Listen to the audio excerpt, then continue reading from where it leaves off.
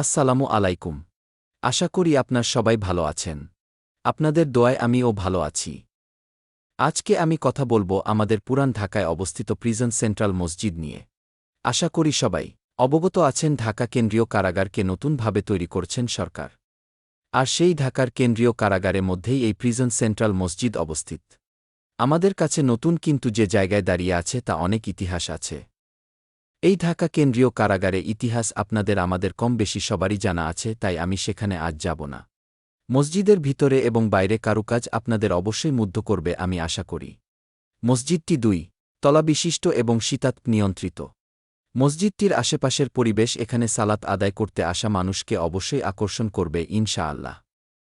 মসজিদের উপর তলায় আমাদের মা বোনদের জন্য সালাতের সুব্যবস্থা আছে। আমাদের পুরান ঢাকার বাসীদের জন্য অবশ্যই এটি একটি গর্বের বিষয়। সাথেই অতি সুন্দর করে সাজানো হচ্ছে ছোট্ট ছেলে মেয়েদের জন্য পার্ক, যেখানে আমরা আমাদের বাচ্চাদের নিয়ে ভালো একটি সময় কাটাতে পারব। আমি আশা করি মসজিদটি আপনাদের কাছে ভালো লেগেছে।